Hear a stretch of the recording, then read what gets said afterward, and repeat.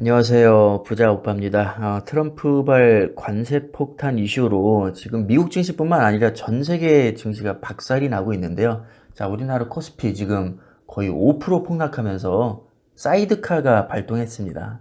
자, 뿐만 아니라 지금 미국 선물 시장을 봐도 나스닥 100 같은 경우는 5% 폭락하고 있고 S&P 500 4% 폭락 중입니다. 지금까지도 너무 많이 빠졌지만 오늘도 특별한 반전이 나오지 않는 이상 나스닥이 5% 정도 빠질 것으로 예상이 되고요. 그러니까 TQQQ 기준으로는 거의 15% 폭락할 수 있다는 얘기죠. 이게 정말 지금 상황이 심각한 건데 솔직히 지금 저도 짜증이 밀려옵니다. 정말 트럼프가 왜 그렇게 무리하게 밀어붙이는지 도무지 이해가 가지 않고 정말 너무나도 짜증나는 상황이지만 사실 제가 할 수 있는 건 아무것도 없죠.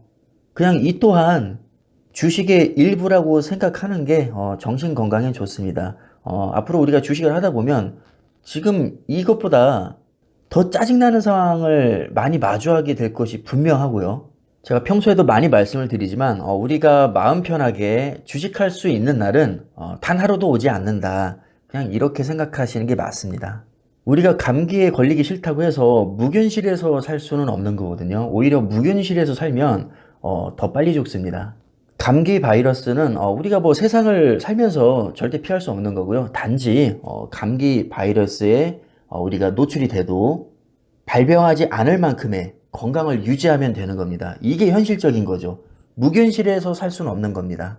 나는 주식으로 돈을 잃기는 싫고 벌고만 싶으니까 내가 뭐 주가를 예측해서 하락이 예상되면 주식을 싹 다 빼고 또 상승할 것 같으면 싹 다 들어가고, 물론 이게 가능하다면야 너무나도 좋겠지만 이것이 불가능하기 때문에 항상 시장에 붙어 있으면서 어떠한 하락장이 와도 우리가 견딜 수 있을 정도의 체력을 길러놓는 게 저는 현실적이라고 봅니다. 이 체력에 당연히 멘탈도 포함이 될 거고요.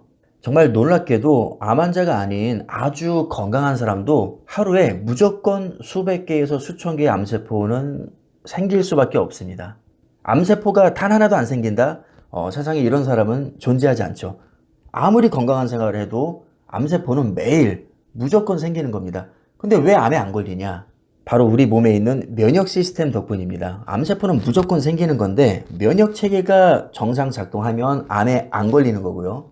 면역 체계가 무너지면 암에 걸리는 겁니다.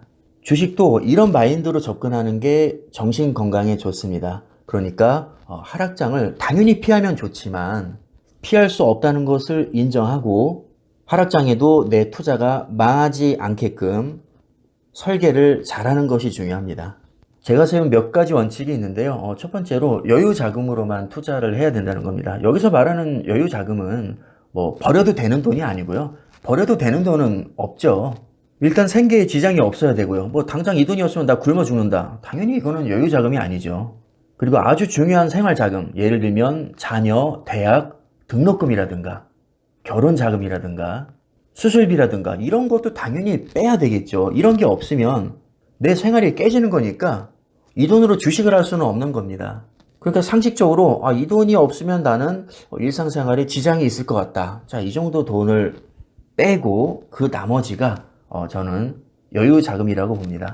애초에 여유 자금으로만 투자를 하게 되면 막말로 정말 최악의 경우 이 원금을 100% 다 날려도 내 일상생활에 그렇게까지 큰 타격은 없기 때문에 아무래도 지금과 같은 폭락장에서 신경이 덜 쓰이겠죠. 아예 안 쓰이진 않겠지만 무리하게 빚내서 투자하는 사람보다는 확실히 덜 쓰일 겁니다. 그래서 애초부터 여유 자금으로만 하란 얘기고요.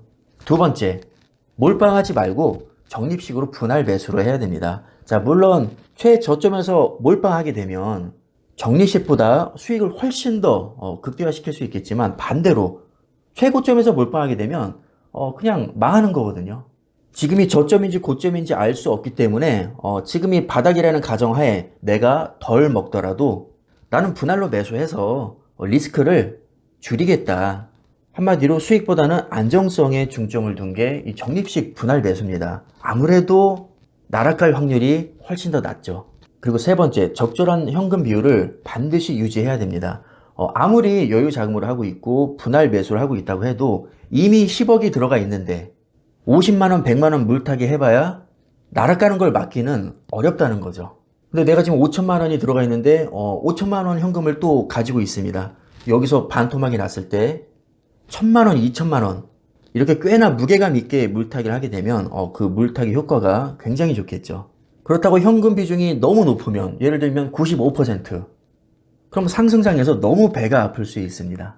폭락하면 물타기 해야지 막 이런 생각으로 현금 95% 쥐고 있었는데 10배가 올라버리면 나는 기회를 놓친 사람이 되는 겁니다. 뭐 배 아파서 견딜 수가 없겠죠. 그래서 우리가 보통 적정 현금 비중을 뭐 20%에서 50% 이 정도를 많이 얘기를 하는데 사실 정해진 건 없고요.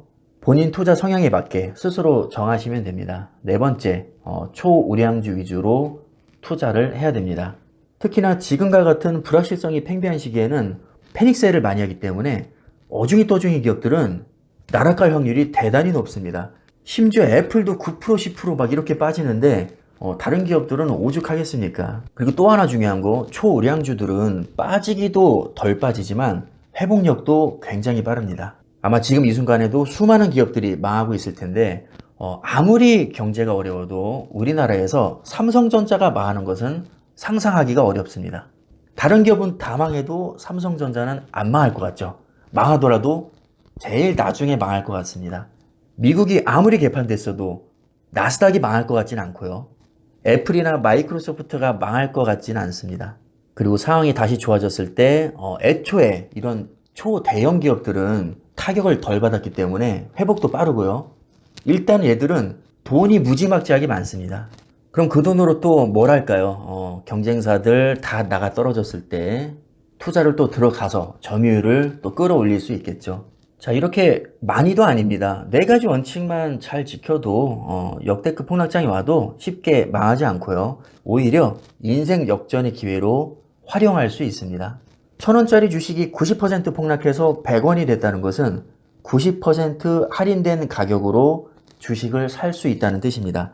내가 애초에 무리하게 투자하지 않았고 앞으로도 계속 매수할 생각이 있고 심지어 현금까지 많이 보유하고 있다면 폭락장에서 멘탈이 나갈 하등의 이유가 없습니다.